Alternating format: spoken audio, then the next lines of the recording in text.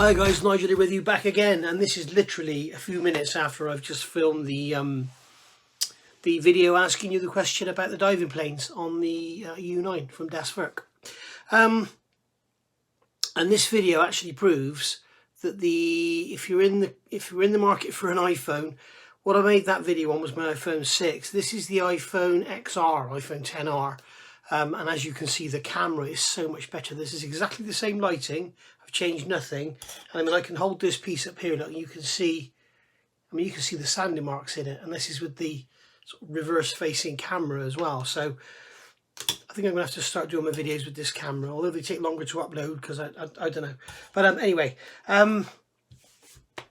so what I've got for you now is by request. A lot of people have asked for this since I did my Scharnhorst video and I talked about the mods I've done on the Bismarck and the fact that I've got the Bismarck. I've actually done this twice. The first time I did this, I will show you photographs. I did the hull mods, changed all the hull around, got it all right and everything. And somebody expressed a very, very keen interest in buying it. And for various reasons, I decided to sell it to them. And I made a little bit of money on it, nothing like the time I spent. You know, it's probably about £2 an hour. But yeah, I had my reasons for selling it. So then when I sold it, of course, what happens is you decide you want another one. So I went and bought another one, and I've done it all again. But this time I did it a little bit differently. So I'm going to show you the mods, show you what I've done, show you what I think needs doing to this hull. And to be honest, Scharnhorst is going to be the same. It looks like the same amount of work all over again. I'm also amazed that this is about the same size as Scharnhorst. I thought it would be much bigger, but it's not. So it's wider, but I thought it would be much, much longer, but it's not. It's a little bit longer, maybe 20, 30 mil. So anyway, talking crap, Nige. Let's get down to the bench. I've got the two cameras out so you can see both angles. And what we'll do, this may be a little bit bitty because it's going to be that camera over there. It's going to be this camera here looking down. And it's going to be a load of photographs that I took while I was doing this to explain what I'm doing. But also, which is really nice with this one, which is far better than my Titanic coverage, I can do before and after. So let's get to it. Let's try and get this video together. It's going to take me a long time to edit, get it all together, because there's so much to add in, all the photographs, and I've got to try and remember what the photographs are and talk to you while I'm showing you the photographs and what they are. So if I'm talking to you and it don't quite, yeah, you know what I mean. See you in a minute. Right, so here we are at the bench, and you can see we've got a camera over there looking along the length of the hull, and we've got the camera here looking down. So basically, this hull has been, as you can see, cut around a lot. It's been filled, it's been primed, it's been rubbed back, primed and rubbed back and primed and rubbed back. And I need to get to Halford to get some more of this. This is Halford's filler primer, this kind of orange colour. And it's great for putting on because you can really lay it on heavy and then you can sand that out to the shape you want. And as you can see here, this here is a layer of filler, very, very thin. But this is where it was actually sitting shrunken. Now, I don't know if the plastic's moving around or whatever, if I just didn't get it right. But that is now pretty flat. And I've got my great big sanders with you know, with the blocks on them to go over it, so we can get it all dead flat. Now, pretty much every inch, yeah, every single inch, every piece of this hull, all the way along its length, has been modified. So what I'm going to do, I'm going to go from stem to stern and basically take you through what I've done. And as I say, this may be a little bit sort of unprofessional, a bit chippy choppy, because chip shoppy, because I'm going to show you what I did on my first one, the lessons I learned, and then what I've done on the second one, which has come out, I think, a lot better. And this method is a lot easier if you're going to contemplate this. And as I say, it's the same for Scharnhorst. So we'll start with the bow, and then we'll work backwards to the stern. So here we go. I've got a photograph I can show you now of the bow as it is standard in the kit, and this is just taped together, and you can see that when you look at it from the front, the area around the bulge at the bottom or around the keel is not sort of wide enough. It's a bit too sort of flat, and as with every trumpeter kit, the hull is too fat around its stem. The stem is too blunt, and it needs to be sort of thinned out a bit and taken in. So you can see here, when you look at this one, I can show you in this camera here, that this one is very thin. Okay, and I've also got a photograph I can show you now of it modified. And what I've done there is, if I bring it under this camera, if I can get it in here, I'm going to have to move this camera over. And yes, you can see I've got a jigsaw under here because that's what I've been doing when I can't be bothered to do any modelling. I've been getting some negative crap and kind of fed up with it, and I've just been doing a jigsaw puzzle while listening to YouTube last night because I got fed up with it. So I'm not throwing my toys at the pram. It's just now and again you kind of get to the point, is it really worth making these effing videos just to get a load of shit slung at you, you know? So it tends to come in tranches, so that's why I'm hiding the comments now, so when people write the shit down then it disappears and they can't see it. I read it and that's that, and then I block them. So anyway, so this area under here, this piece here is a separate piece in the kit. In fact, it'd be easier if I got the instructions. For those of you not familiar with Bismarck, this piece here, the bow, is a separate part. Okay, it's two separate pieces. You glue them together and glue them onto the bow. Now, the reason they're separate is because of the shape, so I can understand why they've done it. But the hull in this area here, at the back of where that piece joins, is way too fat. So I can show you a photograph now where I've actually cut the hull, sliced it down the middle, taken a section out, clamped it in, and then I've put a piece of aluminium in there and screws, and I'm actually holding it together with 5-minute epoxy and screwed in aluminium so that it won't split and crack. Remember I said about having nothing under stress? And that's why, because I don't want things to be stressed and crack. So with those screws in there and the aluminium and everything, it's going to be fine. And there's quite a lot of pressure holding all that together. You can see also here I've added the keel along there, so that's all done. This area here is widened, so this area now is fatter, and also it's kind of from the above camera, it's sort of coming down and it goes flat like this. It's not like you've got Iowa and Missouri and that they all come round and they're sort of pretty round while they come down to the keel. This one sort of comes down and then it's flat. It's almost like a squash sausage, if you like. So that's the way that one goes. And then this all here is all sanded and loads removed from it to get this lovely bowed in shape here. I've had to do exactly the same on Arizona. I've cut all that and clamped it all in and everything to get this lovely sort of, you know, Atlantic bow with this huge curve in here, which is beautiful. So and Scharnhorst I think is going to need the same, but to a lesser extent. So come back here, it's all sanded, and then we get back to here. This is now the front of the docking kit area, and if you look at this camera you can see this whole area here is flat. And if you remember in my Scharnhorst review, I told you we got this kind of square here going back, and then it's square here, and then it's square there, like that. Okay, so that's what you've got. And if you check any of your documentation, your references, whatever, you'll see that Tirpitz, Scharnhorst, this one, they were all the same. They've all got this massive flat area, and it's almost like if you were building it, you know, if you were building a 5th scale model, you would start off with a huge sheet of steel and just lay it down flat and then start welding your plates to the sides of it. And then what you've got then is the corners are kind of tapered in. So you've got here, there's a corner there. Let's get it so you can see it. There's a corner there that fares back into there and just into the radius of the hull. And then to keep it all sort of fared in rather than just have a square block, that's all coming down and sort of faring into this curve.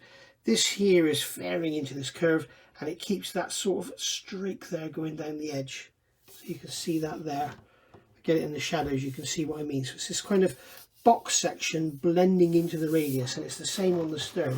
And then you've got the same here. You've got this box section blending into the radius. You've got a box there, but here it's blending into the radius around midships. Okay, and then as you get aft it starts to box out again, and then you've got the same here. Okay, so this is all, I get it in the shadows. It's less pronounced on the stern, but if you look at pictures of Tirpitz where she's rolled over, you'll see what I mean. If you can catch pictures of it before they cut all the hull open, you'll see what I mean with these flat areas. So that there is really easy to do, and we'll cover that in a minute. When we get to the stern, okay, we can see here, well, you can't really see here. I'll try and show you with photographs, but what I've done here is actually built up this area, because this isn't the Tamiya kit, Nigel's trumpeter. The trumpeter kit is kind of too shallow. I'll show you with photographs, and you can see that this area here it's too curved in. It needs to be built, as you're looking at it now, it needs to be built up. To ship the right way up, it needs to be built down. So you can see what I've done is I've got a photograph here. I've added formers, and then I've kind of planked it and then sanded it all back to get the shape. And what I've done, I've added the formers and taken away sort of, I think it was 1.5 to 2 millimeters, and I've used very thick plastic so it's not all floppy. It's very, very solid. So I don't know if you can see on the inside. No, you can't. But if you've got the Bismarck, get your hull out and compare it to my photographs. I'll see if I've got a before and after photograph. I think I have. The other couple of things that are done, if you look here, you can see these holes have been moved apart. Trumpeter have these very close together, so you get this kind of, the supports for the propeller shafts are like this, and they should be more spread out. So that's what I've done there. I've moved those out. And then this area here, on the kit, this area is very fat, and it needs to be thinned out. I know I've got a photograph of that I can show you where I've actually gone through, sanded it through and then filled it. So that needs to be sorted out. This taper here is all incorrect on the kit, and all this needs to be fattened up. Very much like I've done on Titanic, this here is all too skinny on the kit. It needs to be fattened up and blended in, which is weird because on Scharnhorst I think they got it all too fat, so it needs to be sanded down, which is probably better than having to build it up. This area here, the same as with Scharnhorst, this should have an angle on it, which I haven't done yet, but I've had to build all this up because this is all too, it finishes way too early. So I've built up this angle here, and I'll put a photograph of that up. And then that's basically it. And then this, you can see the planking comes all the way up to here, up to this lower level of portholes. And then it's sort of blended out. This is primer under here, that's not grey plastic. So it's sort of all this area, sort of, if I drew a line from here all the way around, it's all built up. Okay, I can feel that through there. It's very thick. So that's what I've done there. So how do I do it? Right, let's try and remember what photographs I've got. So what I've done, you can see I've got plastic card here. Now when I did my last one, I'll show you how I did the first one via photographs, and I'll explain that I probably did it wrong. So I'm going to move away from the camera, and then I'll adjust the volume when I edit, but if it sounds funny. So you can see in this photograph here that I've added this, I've added the shapes in, and then just started adding some filler and stuff to get the shape correct. And I've used plastic card, but it's not really worked very well. And then it's just more and more filler and more filler, and it just goes on and on and on and on, and it doesn't really come out very well at all. So when I did my second one, I thought, right, so the hull has got to be flat. So let me just find my other photos. Okay, so the hull has got to be flat. So what I've done, first of all, I'll show you a before. This is how the hull looks before I do anything with it, and this is how it looks after. Okay, so you can see, we'll talk about this area here first. And what I've done is put the hull flat on the floor, and then cut out sections of the hull. You can see here, this is a section of the hull from the forward end. Okay, so that's been cut out of there. And then what I've done, with it clamped down on a flat surface, I've just put a piece of plastic card down in there, and then added buttresses around it, glued into the hull sides. So now I've got a flat piece of plastic in here, glued in solidly into the hull. Okay, same here, same here, same here. Right, and then this plastic card here is supporting it. Okay, then what I've done here is added more plastic card and blended it in with filler and everything, and you can see here that's plastic card, that's plastic card, and this is actually blending it in. And I haven't used filler to build it up. In my first one I used a lot of filler, and the trouble is it all sorts of shrinks back. You can see we've got some filler in this area here, but there's hardly anything here, there's hardly anything here, and then back here there's hardly anything. It's all plastic card, all building it up. And I'll show you the pictures of it before it's got any filler or anything, or painted, so you can see how it looks. And then also here you can see what I've done. I've got the form with my templates, and I've actually put a piece of plastic card in there vertically into a slit in the hull to get the shape. And I've used that as a kind of bulkhead, if you like, to get the shape here. Okay. And then I'll show you this area here. You can see now with all the planking and all the sand before it's all sanded and primed and painted and everything. And there we go. So that's basically how you do it. If you want to do a simplified version, you could do this correction here in the center, or you could leave it. You could just add something here just to make it look better. You could add something there to make it look better. You might decide to leave it because you don't care. Here on the bow, if you just add some strips to the side of that bulge, just to fatten it up, to give you that sort of more of that curved shape rather than just the straight shape. Again, I'll show you the before and after of the bow looking straight on. But you can see this bow. I mean, it's almost razor sharp. So that's what the Atlantic bow is all about. It's a razor sharp, beautiful, really, really curved in and beautifully shaped item. So there we go, guys. So I'll give you another look inside. As you can see back here, there's nothing to see. This is just finger marks where I've been using the filler, but there's nothing to see. You can see here that I've retained the slots in the outer position, but the inner ones have been moved in. That you can see, that's where the original one was. Let's get this stick. That's where the original one was, and now I've moved them inwards, okay, to get that better splay on those supports. And if you look here, you can see the sort of shape. If you look down in there, you can see the kind of shape that the trumpeter plastic is on those bulges for the propeller shafts. And then when you turn mine over, you can see that they're actually a lot different than that. They're built up much taller, much more towards you as they are now. Okay, you can see there's a side profile for you. Okay, and they're very, very thin at the back end. They're thinned out to a blade on their back end. All right. So there we are, guys. Now, obviously, I've lost a lot of detail around the portholes because a lot of the what they call the riggers. But I'm not really worried about that because they all come in the Pontos set anyway. I've got the Pontos Advanced set for this one. And the same here, I've lost a lot of detail. These are all going to have to be plugged anyway because the typical trumpeter style, they've actually got them drilled at perpendicular to the centre line of the hull. Okay, where they should be actually in line with they should be perpendicular to the surface they're on. They didn't cut them on this angle, they cut them straight into the sheet. So they all need to be filled and redone anyway. But and I'm not even sure if their position and number is correct. I've never checked that. And here you can see this is the sink marks like we've got on the side of the Scharnhorst as well. And just one more thing I forgot to say, up at the bow here, I've added these supports.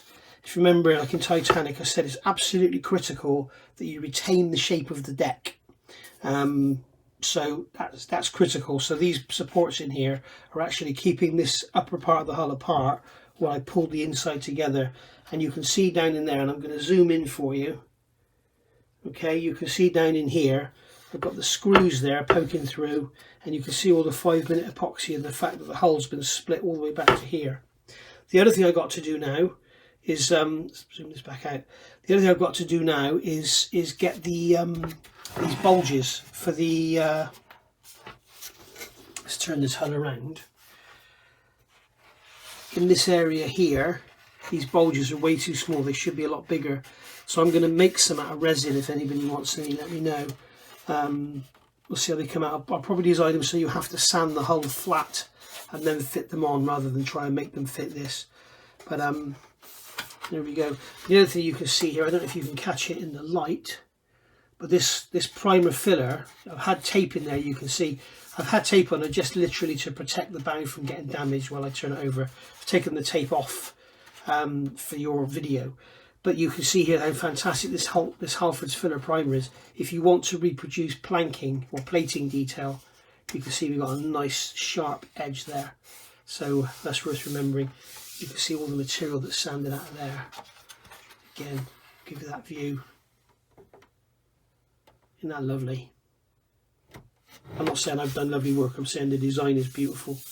Really, really nice. Really, really slender. Thinned out to nothing. Okay then guys, I think we'll call that a day there. If you want to see any more, then just ask. It's very, very difficult to do sort of stuff like this retrospectively. I would much rather do a whole how-to video on the Scharnhorst hull. And if you want to see that, then let me know. But it won't be until we've got this U9 out of the way and probably some other stuff as well. So anyway, thanks for watching. I hope you've enjoyed it. Something for us to do on a Saturday night, isn't it? So one other thing, you can see I've got all these pieces of plastic inside here. I don't actually glue these things in. Okay, they're glued to the plastic, but they're not glued to the hull because, okay, you can see here, this one here is coming away.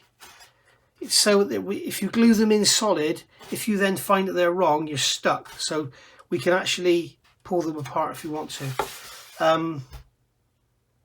And you can see that I've had to shim them out anyway. And also there isn't very good location in the hull for them. So I've actually put these pieces of plastic in here to locate them. And there we go.